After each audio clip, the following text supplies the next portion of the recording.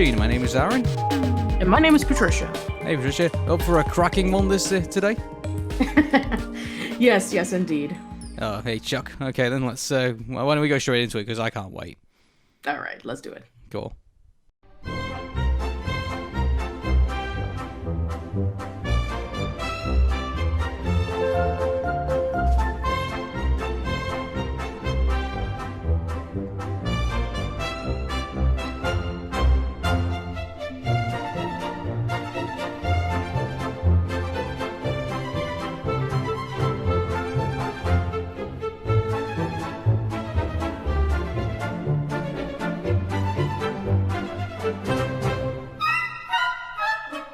What can I say that isn't absolute praise for Wallace and Gromit? It is an absolute classic for me. So going back to the beginning, I was introduced to Wallace and Gromit by my uncle, and so the first one I ever watched was A Grand Day Out. Soon to be put on was The Wrong Trousers, and then eventually another one which was A Close Shave. And obviously there's A Matter of Life of Loaf and Bread, but we'll talk about that right after this one.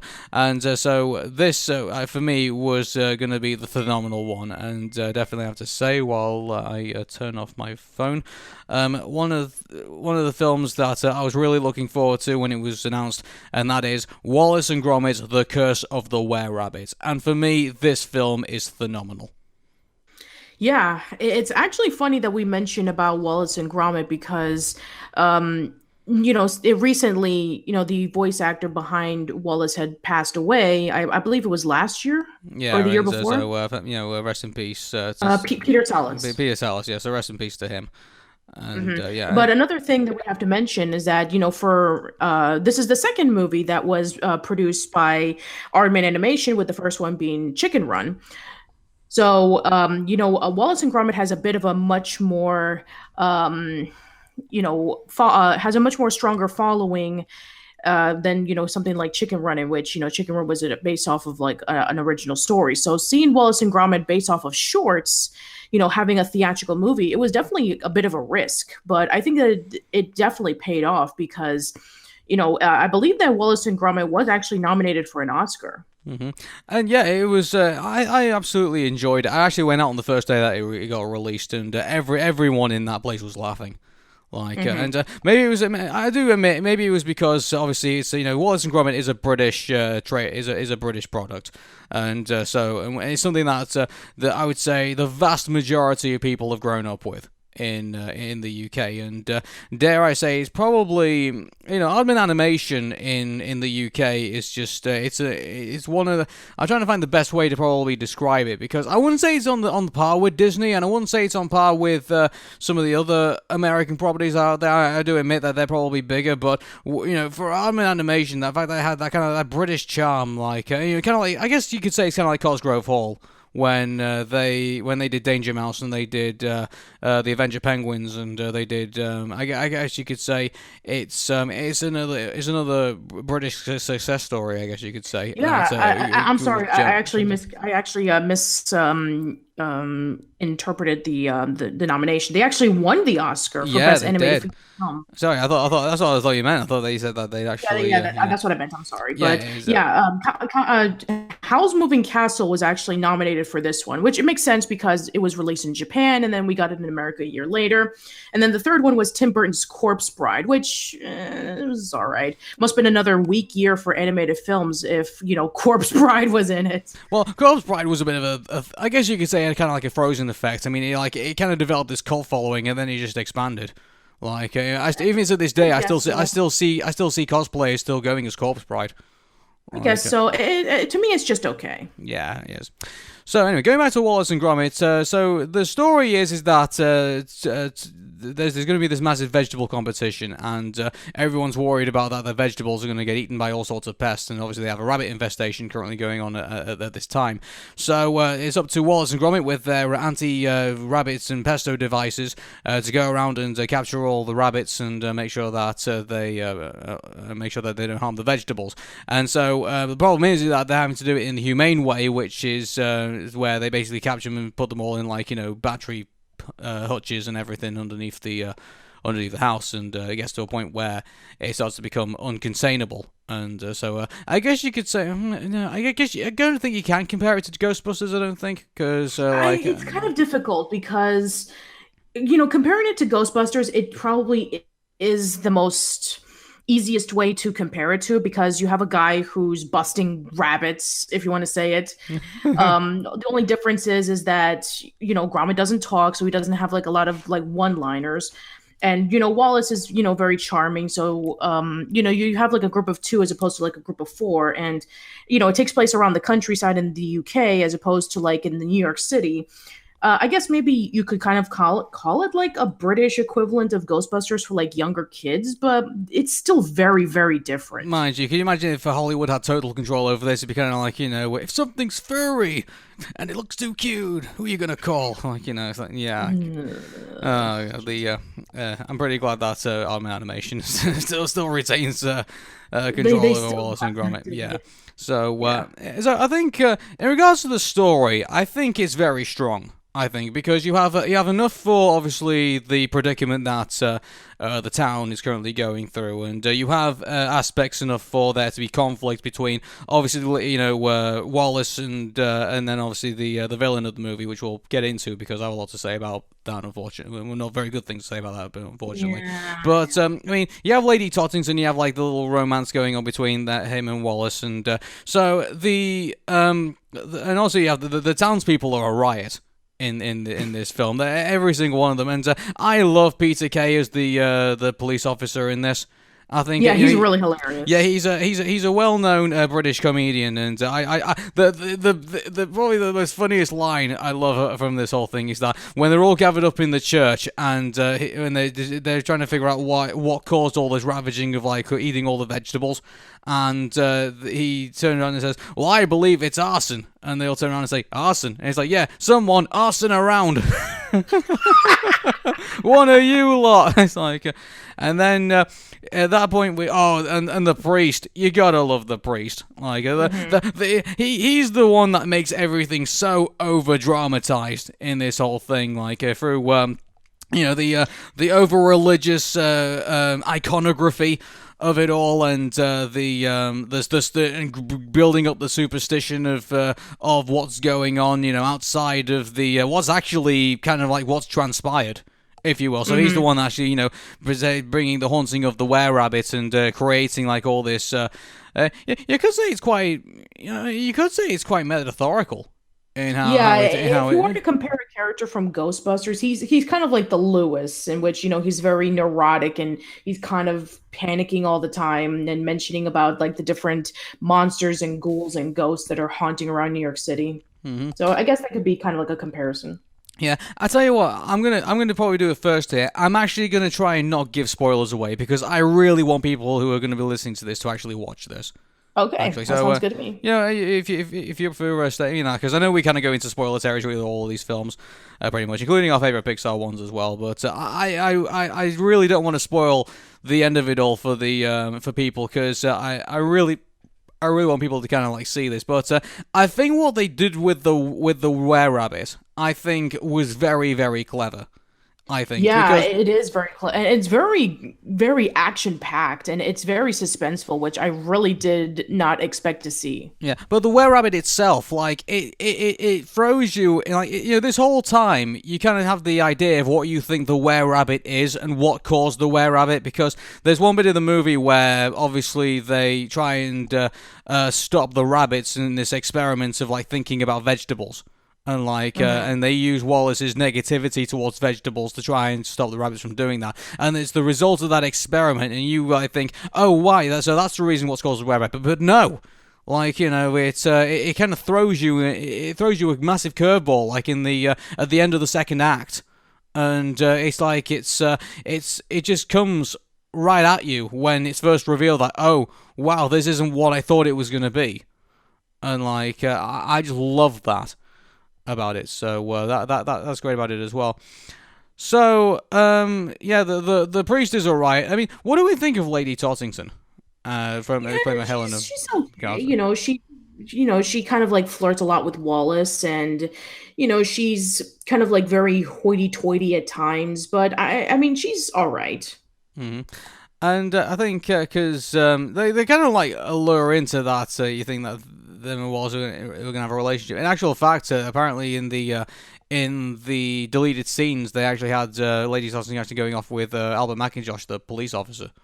Huh. Actually, and so yeah, I don't know where that comes from, but I mean it's in the deleted scenes on the DVD, but the yeah, and like I just think, and you probably imagine I mean obviously Chicken Run took a long time to do, and but Yeah. apparently like Wallace and Gromit: The Curse of the Were-Rabbit had a massive production time as It makes a well. lot of sense because, stop motion takes a very, very long time to do. And because, this is Wallace and Gromit, I'm sure that they, brought in a lot more people to work on this movie as opposed to like the shorts, in which maybe it just took like a handful of people, like maybe, I don't know, like a few months to do, but it probably took like maybe years for them to do this. Yeah, I just think that it's just so cleverly done as well. And on top of that as well, it makes you feel like you're actually in this town. Like you're like within this whole area because you're either out in Ray Lady Tottington's estate, like out in the countryside, or if you're in actually within the streets itself and everything. And not to say that I don't know if you've ever seen like The Wrong Trousers, or if you've ever seen I have seen Yeah, Wallace I and have Gromit. seen that. Okay, so I mean, not to say that they don't do a good job, but they only give you like half an hour to kind of like take it all in. This movie gives you 85 minutes of it, and Yeah, and not to mention that I think that they've learned a lot of doing Chicken Run to working on Wallace and Gromit, because Chicken Run was their first theatrical feature, and the fact that Aardman was known for their shorts, especially Wallace and Gromit was their most famous. I felt like they really needed to step up their game in order for them to show off that, hey, we can do animated features just as well as anybody else. And I think that, with what they learned from Chicken Run and the experiences of doing the Wallace and Gromit shorts, they were able to put it together, and it shows on how hard they worked on it. yeah, it does. I urge anyone to watch the making of this, because you can see how much actually going into it. And some of that as well, it's not just the stop motion. It's like this is the stop motion's like probably like obviously the very physical aspects of this, but they still had to make a movie out of it. Like they still had to go through the scripting stages. They had to go through the storyboarding stages. They had to go through the music stages as well. By the way, the music for this is phenomenal, I think, and it really puts you in the atmosphere. When it wants you to be scared of the were-rabbit, you're scared of the were-rabbit. Or if you want to be, if it wants to put you through a comedic moment with Wallace and Gromit, and if it wants to create this eeriness as well, it just does it. And you're there, and also on top of that, the sounds as well. Like when obviously you have Gromit, who's like waiting around in the van, and he's waiting for Wallace to like get the van going again, or trying to retrieve the decoy. That scene, and you're kind of just sat there with Wallace and with Gromit in the car, and he's there just like knitting and like then obviously turning on the radio and trying to like wait for him to come back. And then he hears something, and then turns it off. Like the way they did the sound for this, and the way they created the atmosphere and the music accompaniment that goes around with it. Oh, I love it. I absolutely, It's great. I really love It's it. wonderful. This should be, if you, anyone who wants to create a great atmosphere in a film should watch this movie and say, okay, this is how you do it. It's. Yeah, I just think that's it knows how to what it knows what it's doing, Yeah, basically. and I think that for anybody who don't know anything about Wallace and Gromit, if you were not introduced to the shorts, this is a great way to start things off. So But you should definitely watch the shorts, though. you definitely watch the shorts. I think no doubt about that. So unfortunately, out of all the great stuff that we have in this, like the wonderful inventions that Wallace comes up with the townspeople in it, and the characters and the music and everything like that, there is a big negative to this film, which unfortunately is probably the biggest sin, I think, out of this all. Now, I want to explain this before obviously explaining. So you had the Grand Day Out. And you had Yes. obviously the enemy of that was, well, yeah, I guess you could say it's a sympathetic villain. I guess you could say was the machine that obviously you've had to put the quarters in, and then it's okay, I don't exactly know what it was, but I can't remember the name of it either, so I do apologize about that. But I guess my favorite villain, I think, out of all of them, I think definitely has to be Feathers McGraw in The Wrong Trousers. I think, and the fact that there's a penguin who everyone thinks he's this chicken, and oh my, it's so funny when he takes off that glove and Wallace just goes, "Oh, good grief, it's you!" Yeah, no shit, Sherlock. So and then obviously I think my second favorite probably has to be Preston, which obviously is modeled off this idea of like this machine that's just gone totally haywire and gone bonkers. Yeah, which with Wallace being an inventor, it's understandable. So there's that whole aspect of it as well. And mind you, is like the one thing I guess the one thing that kind of puts me off making that my favorite villain of Wallace Gromit is that his actions weren't really all that explained. Like no one knows why on earth would he be programmed to start rustling. It's like, I mean, in regards to, like, I mean, the Terminator, Arnold Schwarzenegger in the Terminator made sense, because obviously it was a machine sent back to the past to obviously kill off Sarah Connor, so that that John Connor would never be born and would stop the uprising. So, right. The Terminator in itself makes sense. Preston, unfortunately, in regards to the way he's programmed, doesn't make all that much sense. Like, well, I mean, that's kind of what makes him, I guess my second favorite villain, because while he is pretty cool, he's not really all that well explained. True. I think, and you can see, and also there's I don't know if you ever seen the A Matter of Loaf and Bread. I have not seen that one. No, it's that one's in regards to the Baker-like girl. She's the villain of that one, but I won't go too further into that if you've not seen it yet. But but unfortunately, out of all the villains in the Wallace and Gromit franchise, Victor and his dog Philip has to be the weakest of the lot. And unfortunately, and it's shocking too, because he's portrayed by Ray Fiennes. He's known for playing asshole villains. I know.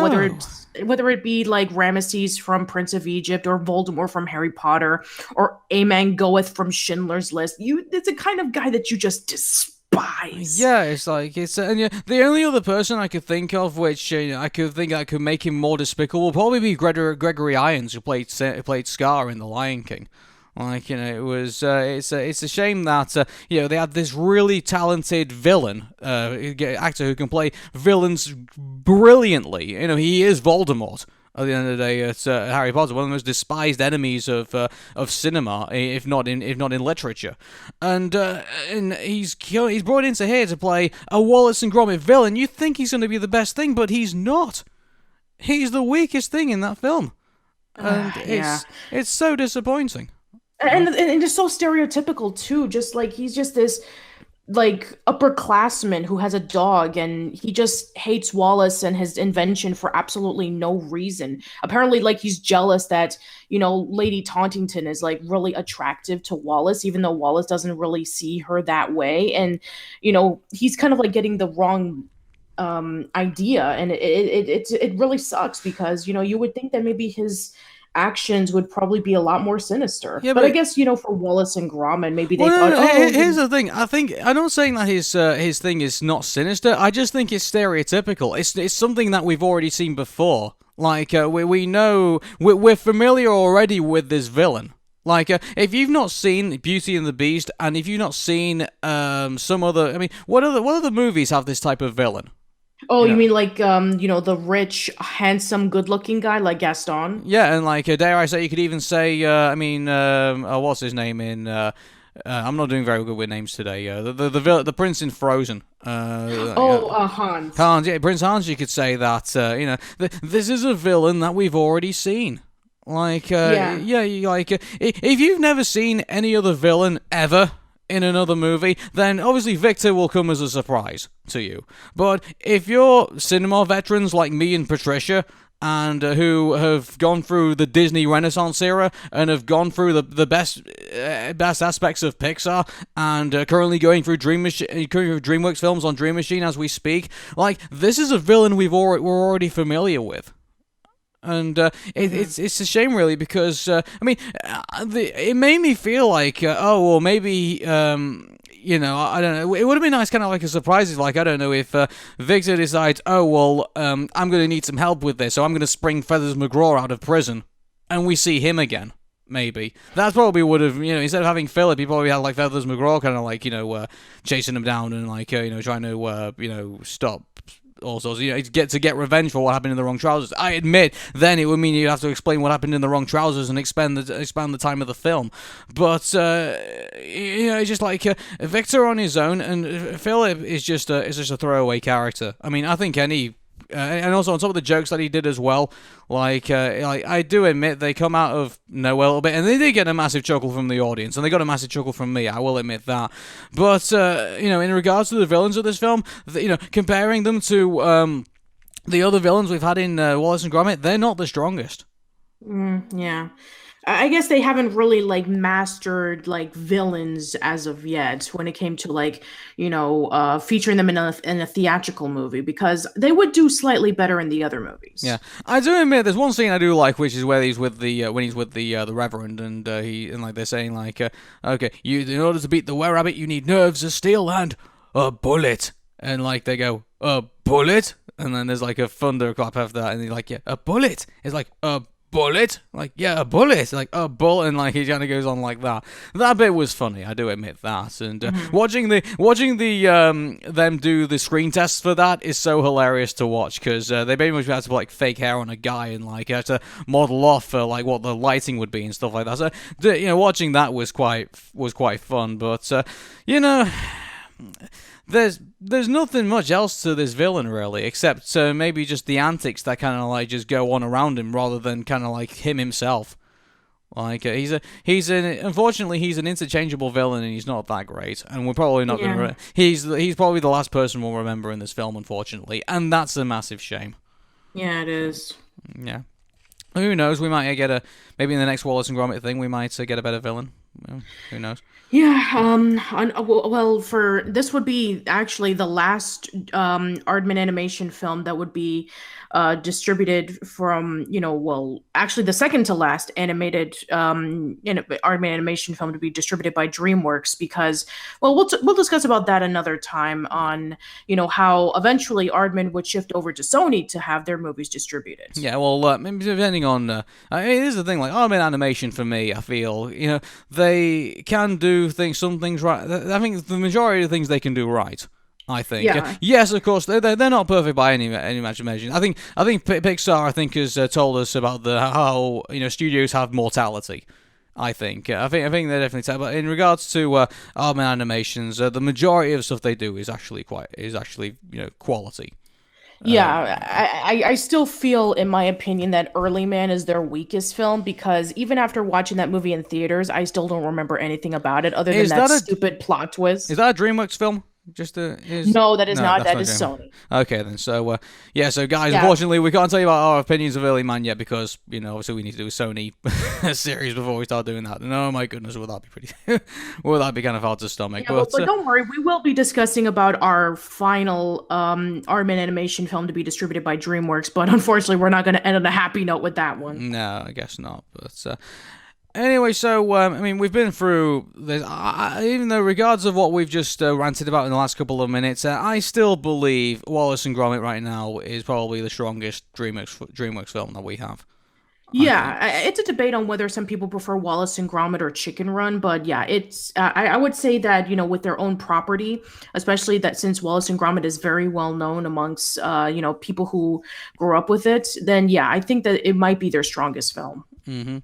So, surprisingly, it took $30 million to make, which I think is that half the budget of Chicken Run? I think. Well, Chicken Run cost $45 million, so at least about like maybe 1/3. Yeah, so it was cheaper, and surprisingly enough, they got a massive bang from their buck for it as well, which I believe. So in its release, it was. Sorry, I'm just trying to find the numbers here for it. But, it made $193 million. $193 million. So yeah, you could say that it made a lot more than its budget. Whether DreamWorks would have considered it a massive success or not, I have no idea. But mind you, it won an Academy Award for Best Feature, and it was. It was a second DreamWorks animation film to win after Shrek.